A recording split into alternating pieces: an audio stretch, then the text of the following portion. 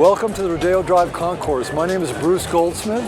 This is my 1954 Mercedes Benz 300 SL Gullwing. This won the preservation class today. It's untouched since 1958. The remarkable thing about this car is it's the 120th Gullwing ever built on the first year. What that means is in August they started building the car. This car was built and shipped in December of 1954 to the United States. It was purchased by a man named George Tilt. He had 3 Gullwings. This was the first one.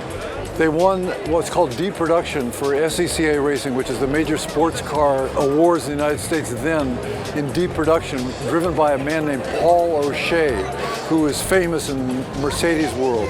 So he owned the car for 2 years. He also drove it on the street. And then he sold the car on January 1st of 1957, which is 2 years after he bought it, to probably the most famous single racing designer, engineer, and car constructor and driver in U.S. racing history. It was a man named Jim Hall, who's famous for chaparral cars. All the cars that you see in the world that have wings, that have ground effects, that have aerodynamics, were designed by Jim Hall. He innovated that. So this was his personal car. He picked it up on January 1st and drove it straight back to Midland, Texas, where he lived. So Jim Hall had been an ex-hot rodder. In '58, he decided he didn't like the color of the car. The color of the car was silver blue with a kind of a tartan fabric interior. He had his race guys paint the car candy apple red, which was like his hot rods, and put in a leather interior. And it's also got air conditioning, which wasn't an option on the cars then.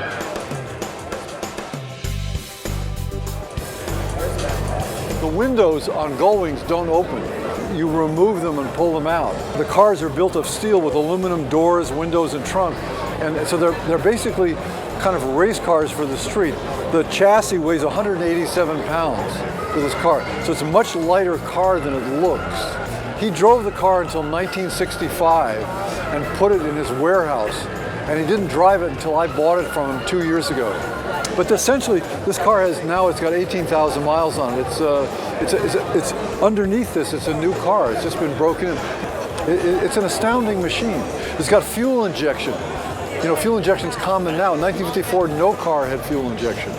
It's got overhead cam. It's got independent rear suspension. All this stuff was just a huge innovation, which is what makes the car so appealing to me, because it was an icon at the time. It was a revolution. It's got a 4-speed transmission. It's got 240 horsepower. The car will go, 160 miles an hour. It handles beautifully. It's incredibly comfortable. This became a car that the Hollywood royalty drove, the kings drove, the Shah of Iran had one. It's a lot of fun. I love this show, and I thought it'd be fun to do it, and people are so appreciative of the cars. You get to step out of the life that we all lead and look at something that's just extraordinary. One of the really pleasures of this is to get it really early in the morning when people arrive, and you get to see all these machines kind of come in, cranking, smoking, being driven. If you like cars, to see them running in action, it's really an extraordinary experience, which I would recommend. I deeply appreciate you coming to listen to this complicated history of this wonderful car.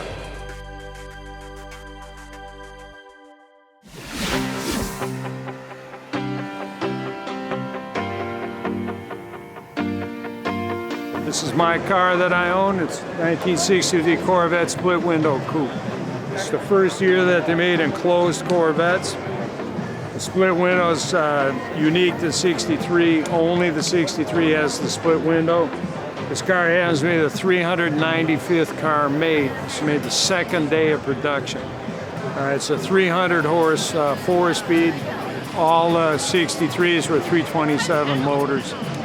This is a 300 horse 4-speed. It's got power windows, which is rare, power steering and power brakes, and the knockoff wheels. When I was 11 years old, this was my dream car. I'm 66 years old now, and I finally got one, I'm from Detroit. I'm an American car guy. I'm a GM guy. It's America's original sports car. I've had 15 Corvettes. I have 7 now.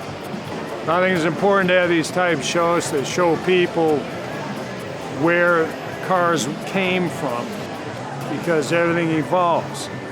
Or back then, like the American cars, every 2-3 years they changed the body style.